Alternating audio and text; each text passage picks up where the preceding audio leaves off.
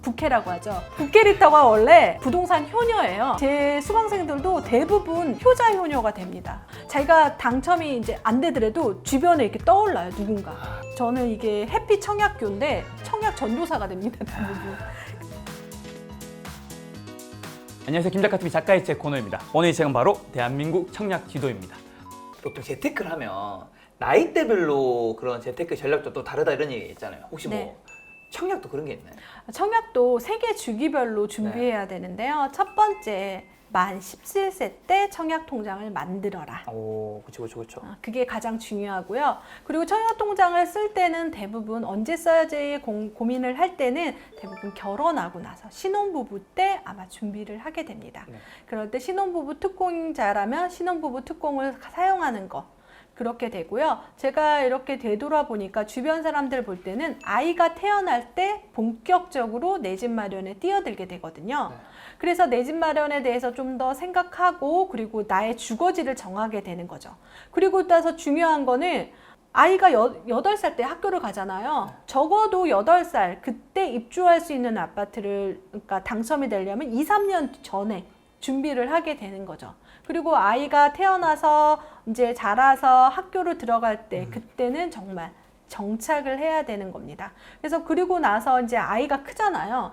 그러면 그 집에 이제 한 12년은 거의 살게 되거든요. 그러다가 이제 아이가 대학교를 가거나 이럴 때 보면은 좀 다 주거지가 바뀌어지는데 제가 보니까 교통이 편리한 곳에 하더라고요. 출퇴근을 하고 학교를 통학하고 막 이러다 보니까 좀 더 교통이 편리한 곳으로 또 주거지를 옮기고 뭐 그리고 나서 분가를 하고 이런 과정 속에서 보면은 아파트 그 내 집 마련의 생애 주기별로 항상 있구나 그런 생각이 듭니다. 그리고 저희 이제 친정 같은 경우는 지금 언니, 오빠 이렇게 해서 5명이었거든요. 지금 이 사람들은 집이 몇 개 필요할까요? 4채가 필요합니다. 그전에는 하나만 필요해도 되는데 4채가 필요한 게 되는 거죠. 그렇기 때문에 내 집 마련을 하지만 그래도 주변에 이제 형제 자매라든지 부모님의 집도 도와주게 되고 대한민국에서 집이라는 거에 대한 것들은 항상 준비해야 되는 거가 아닐까 그런 생각이 들어요. 아니 저는 지금 저자님 말씀 들으면서 갑자기 저희 어머니가 생각이 나는데 그러니까요. 이거 효자라. 부동산 효자다. 부동산. 주식 효자입니까? 주식 들어줬으니까.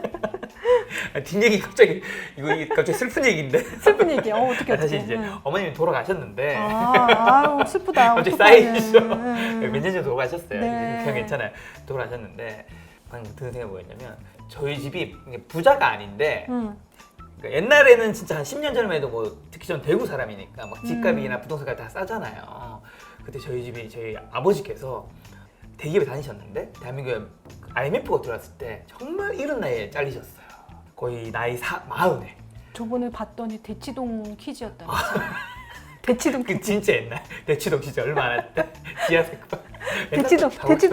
대치동 퀴즈. 그랬는데 그때부터 이제 아버지가 이제 택시 운전을 하셨어요. 왜냐면 돈을 벌어야 되니까. 저희 아빠도 택시 기사. 아 진짜요? 네. 아, 반갑습니다. 이 좋은 일인지 모르겠지만 택시 기사 딸 아들. 그랬는데 어머니께서 이제 이 집안을 좀 그래도 이렇게 세워야 되니까 그러니까 막 이런 재테크 쪽을 좀 하셨어요. 그래서 우리 집이 제일 많았을 때 땅이 한 3, 4개가 있었고 오. 아파트가 2개, 3개가 있었어요. 와 다주택자네요. 그 당시에 전 아닌 거 부모님 네. 거였으니까. 근데 지금 뭐 거의 다 팔고 없죠. 왜냐면 먹고 살아야 됐으니까. 지금 생각해보니까 이게 어머니가 어쨌든 그렇게 해서 우리가 살 수 있었던 거고 저자님도 저자님 때문에 가정이 그리고 저자님의 그 형제분들 네. 부모님도 그렇게 된 거잖아요. 여기서 든 생각은 뭐였냐면 주식 투자를 하시는 분들을 보면 대부분 남성분들이 굉장히 많으세요. 잘 되신 분들이. 그쵸. 맞아요. 근데 부동산은 잘 되신 분들이 여성분들도 되게 많더라고요. 그게 여기 왜 이런 거죠? 집에 가장 오래 머무는 사람이 여자잖아요. 여자들이 보는 눈하고 남자들하고 보는 눈하고 다르더라고요. 그러니까 집을 보는 시각이 다른 거죠. 저기 저 공간은 아이들이 뛰어놀기 좋은 공간이야. 우리 남편이 여기서 출퇴근하기 편하겠지. 이런 것들에 대해서 생각을 하고 그 집안에 오랫동안 머물고 오랫동안 생활한 사람이기 때문에 그 체감적으로 이 체득이 돼 있는가 뭘까 DNA가 있는 것 같아요. 주택에 대한 주택을 보는 눈에 DNA가 있더라고요. 실제적으로 저희 수강생들 보면은 여자분들이 집을 잘 봅니다. 남자분들은 엑셀을 잘해요.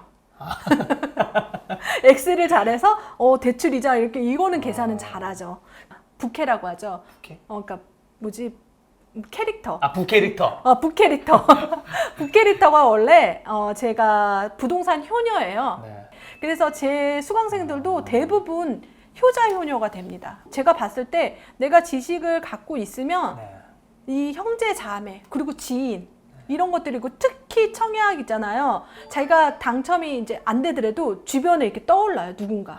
그치. 아마 김 작가님도 주변에 지인이 떠오를 거예요. 알려주고. 알려주고 싶은 그게 있어서 저는 이게 해피 청약교인데 청약 전도사가 됩니다. 대부분.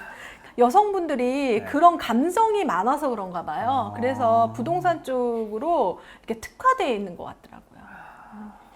그래서 여성분이 이 청약에서 정말 중요한 수치 중 하나가 경쟁률이잖아요. 네. 경쟁률은 조금 뭐 어떻게 예측하나요? 경쟁률은 그 예측하는 법이 조금 약간 좀 디테일하게 약간 들어가면 뭐냐면 그 단지 중에서 청약하는 날은 다르지만 발표일이 같을 때가 있습니다. 대학교에서 뭐 가나다 그거 학군 있잖아요. 그러니까 발표일이 같은 두 단지 A, B 단지가 있으면 A, B 단지 중에 단 한 단지만 넣게 돼 있습니다. 그러면 뭘 넣겠습니까? 이번에도 그런 단지가 있었거든요. 지금 단지 중에서 개포 1단지랑 상계 6구역이 지금 분양을 하는데 그게 발표율이 같은 단지인 거예요. 그러면 이게 분산이 됩니다. 그러면 청약 경쟁률 중에서도 약간 조금 넣어주시고 가점도 좀 낮아. 그럴 때를 좀 노리셔야 되고요. 그리고 A급 단지, 아까 트리거 아파트 같은 경우에 나온다면 둔촌주공 전에 뭐 당첨이 된다거나 이런 식으로 전략을 세워야 되는 거죠. 청약 경쟁률도 매번 높은 게 아니에요. 또 그리고 대책이 나오면 또 마음이 얼어붙게 돼 있어요. 그런 식으로 해서 여러 가지 경쟁률을 예측할 때는 여러분들께서 꾸준하게 보는 게 중요해요. 청약을 단지 지금만 딱 봐서 이렇게 되는 게 아니라 예전에는 어땠고 이걸 체계 안에다 넣어놨거든요. 제가 파리 대책 이후부터 어떻게 변했고 그런 것들에 대해서 생각을 하면 경쟁률도 적은 경쟁률로 당첨이 될 수 있습니다. 그런 아주 좀 좋은 디테일하죠. 좋은 팁. 진짜 이거는 우리 선수들만 이제 아는 선수들만. 청약 선수들이 딱 눈치 딱 채는. 그럼 저 이거 편집할게요. 삭제. 삭제 주세요. 농담이고요. 첫 분양 좀 주목해야 한다면서요. 네, 첫 분양 이거 진짜 중요해요. 이번 이제 왜요? 3기 신도시 다 준비할 거 아니에요. 네. 어떤 거냐면 자, 일단 그 전에 이 김작가 TV를 보신 분들은 주식 투자 관심이 많으신 분들이 많아서 3기 신도시가 어딘지 모를 수도 있어요. 여기서부터 시작해야 돼요. 우리는. 정말 분당 몰라요? 분당? 모를 수 있어. 분당이 1기 신도시잖아요. 네, 분당의 1기 신도시. 그러니까 어떤 얘기냐면 신도시라는 거는 뭐냐면 서울의 어떤 집중적인 수요를 분산시키기 위해서 신도시를 만들게 됩니다. 그러면 1기 신도시 우리가 지금 말했던 분당, 평촌, 삼본, 중동, 일산이 있겠죠. 5개. 그것은 1기 신도시인데 2기 신도시도 있죠. 최근에 분양하는 검단이나 김포, 옥정, 파주 다 입주 끝난 판교, 광교, 위례, 평택, 고덕 이런 것들도 다 2기 신도시입니다. 지금 진행 중이고 종료된 데도 있는데요. 3기 신도시를 이번 문재인 정부에서 발표를 했습니다. 어디입니까?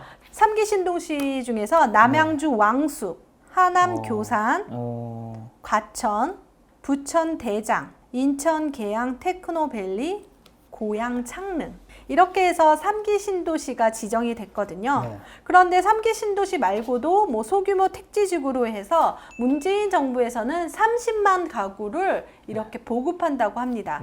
그런데 여기서 30만이 뭐예요? 새 아파트. 청약으로 여러분들이 가질 수 있는 그런 아파트죠.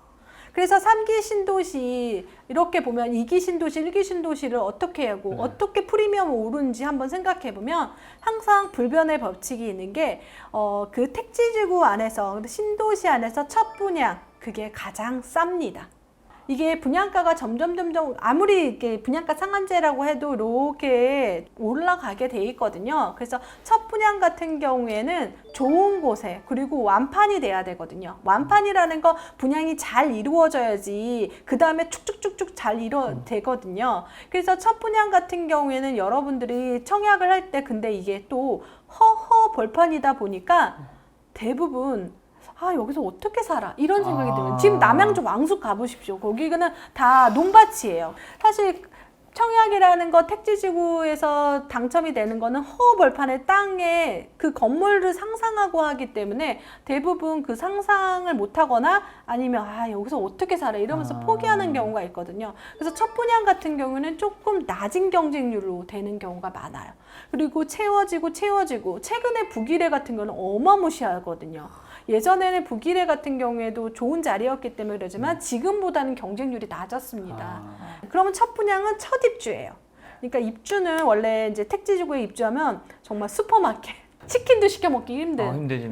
그런 구조이기 때문에 그걸 이겨내고 들어가는 거거든요. 그렇지만 다 채워지면 어느 정도 완숙이 되고 택지지구는 한 10년이 되면 거의 완숙 단계가 되거든요. 네. 그렇게 되면 누구나 살고 싶어하는 도시가 되는 거죠. 그래서 3기 신도시의 첫 분양 그걸 노려야 되는데요. 최근 문재인 정부에서는 사전 청약이라는 걸 하게 됩니다. 네. 청약을 사전에 하는 거죠. 원래 청약을 받고 2, 3년 뒤에 입주잖아요. 근데 사전 청약은 미리 청약을 받아놓는 겁니다.